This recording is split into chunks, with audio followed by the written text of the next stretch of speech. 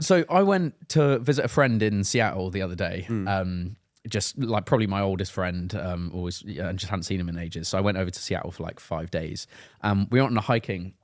Went on a hike in the North Cascades, which is in Washington, and really beautiful mountain range. It was snowy, so we got snow boots and went up on the mountain and stuff. Checked beforehand to see if there was any avalanche warnings. They were like, no, it was end of the season, so they weren't giving out warnings or anything anymore.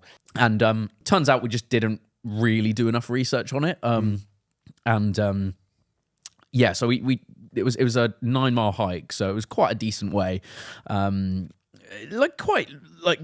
Out in the wilderness, you've got like grizzly bears, black bears and stuff around. So we had like bear spray and stuff. That was the thing I was mainly worried about. Yeah. We actually set off and he was like, oh, I forgot the bear spray, but like, we won't need it. I've never seen one. I was like, you're not supposed to keep walking until you see one and then start bringing bear spray. But yeah, we were all prepared and everything. Got up to the hike, had a really nice lunch at the top. And then we're coming back down.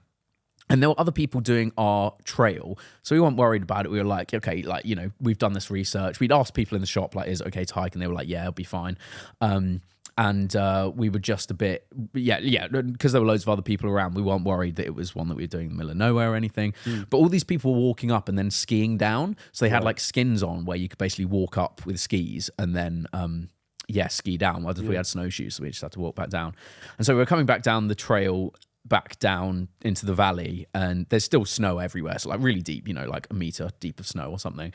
We're walking, maybe we've got about an hour and a half left, and we hear like a jet plane, like a fighter plane coming through, and my friend's like, oh yeah, you get like F-16s through here all the time. We're looking around for it. It's like maybe like 5-10 seconds, and then we're just like, that's not a plane. And it was genuinely so loud that your first thought is just like, that's 100% a fighter jet.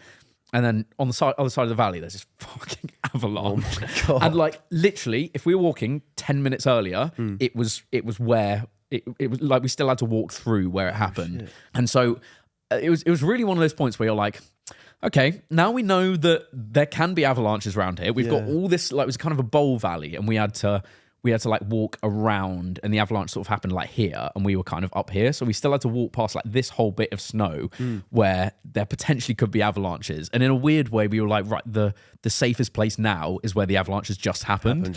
And so that like 10 minutes between us seeing it, then being like, there's no other way down. Either we like call a helicopter to come and pick us up, or we try and get down here. We had no signal, so like we're just like, right, we just have to just try and get down as quick as we can.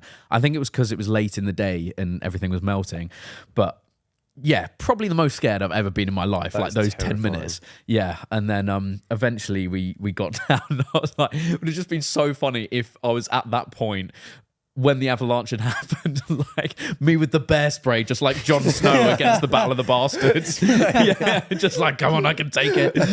But yeah, that was a real, probably my worst near-death experience I've had. Because like, if we had been caught in it, like 100% death, it was a big one.